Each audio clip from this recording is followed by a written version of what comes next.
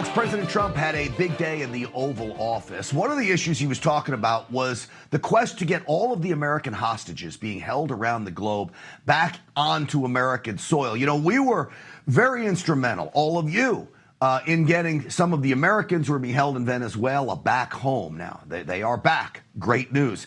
President Trump offered this up. He gave a chart, 72 people saved under President Trump, American hostages. Compare that to Joe Biden, who lost 24 Americans during his term. Biden ignored what Trump is doing. President Trump is putting Americans first in his America First quest, something very different from Joe Biden. Here's our man, Seb Gorka, who works inside the White House. We were told by numerous families who had missing loved ones during the Biden administration that this building, Biden's National Security Council, told those families not to talk about their missing loved ones, to be quiet, not to create any pressure on Biden and on Jake Sullivan, the key propagator of the Russia hoax. Well, there you have it. Will the mainstream media play any of those clips? Probably not. But many of the families of the hostages are speaking out now. President Trump's team springing into action, including Sebastian Gorka, who is one of the members of the hostage team that is getting so many of these hostages back. Great work on behalf of President Trump. Okay. The Ukrainian military, folks, right now.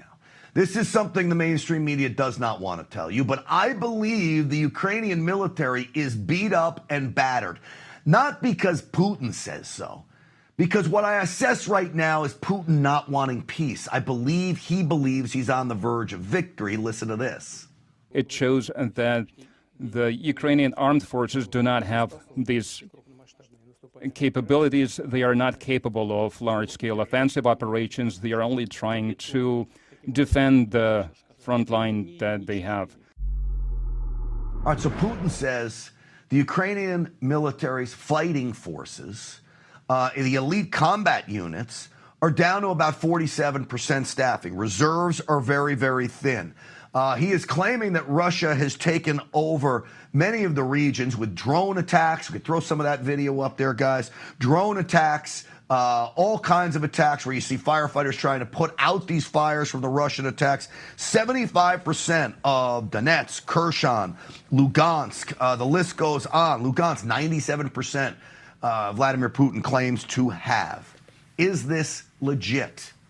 Is Russia on the verge of winning this war? I want to bring in a man that I have so much trust and respect for when it comes to these issues. Former Special Assistant to President Trump, Army Colonel, retired Derek Harvey. Colonel, it's great to have you back on. Good to be here. Colonel, there's something about the way Putin is going about this peace process that I feel like he thinks he's on the verge of victory. Why engage in a peace deal when he feels like he's going to win? Now, is he delusional? Am I on to something? I'd love your input on this.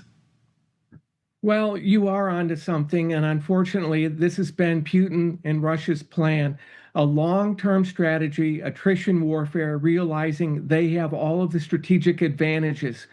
You know, population, size of military, the political will, unity of effort, all of these things. And Ukraine is a smaller country and it's dependent, and it's not politically unified. It's demoralized amongst its population. There's questioning about what the end game is going to be. Can they actually achieve the recovery of their territories, which doesn't look at all possible? And Putin has said that he will not allow Western forces, even as part of a secure. Well, did we lose? I think we did. We lost Colonel Harvey. Let's try to get him back. So interesting that Colonel Harvey believes, just as I do, that Russia is making great strides here. One more time, guys.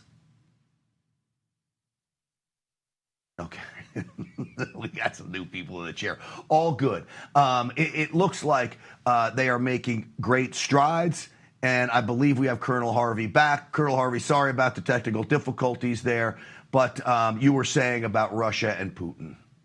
Putin believes that he's in the catbird seat, that his strategy is working, that Russia is wearing down through attrition warfare the army of Ukraine.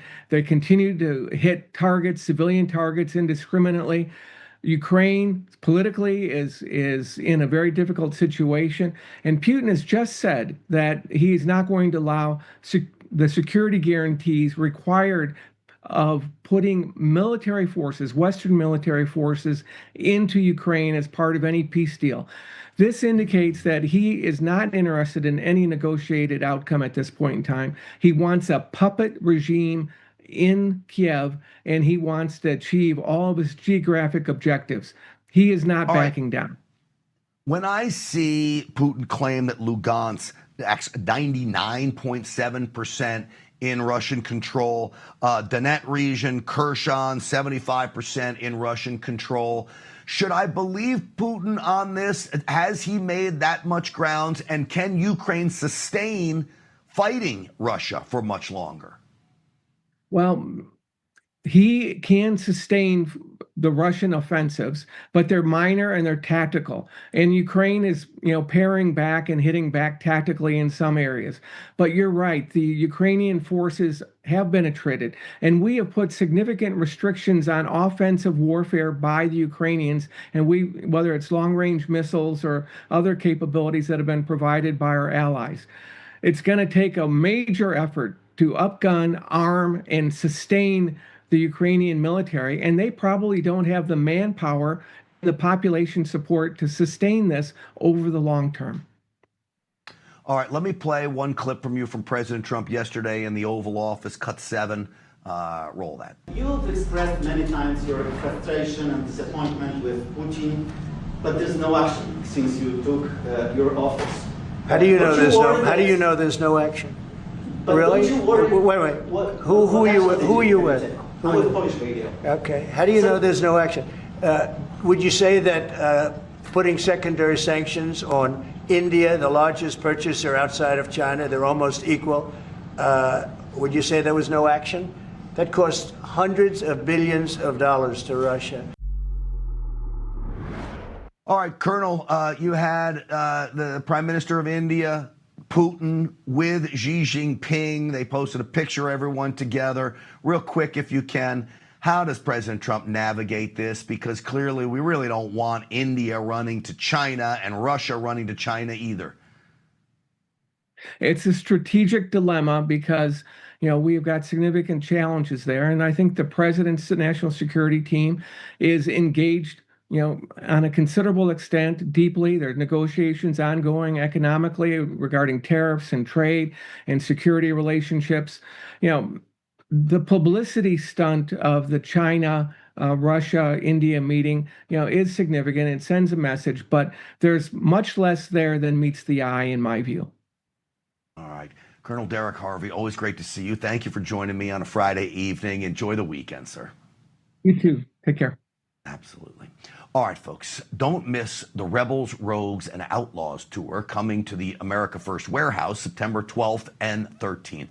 This ticketed event will feature live shows in front of a live audience from the guys at Studio 6B, Steve Bannon, Peter Navarro, and more. Scan the QR code on your screen or visit theamericafirstwarehouse.com to get your tickets. Big fan of those guys. All right, it's now the Department of War, and America is going on the offense. We get into it next.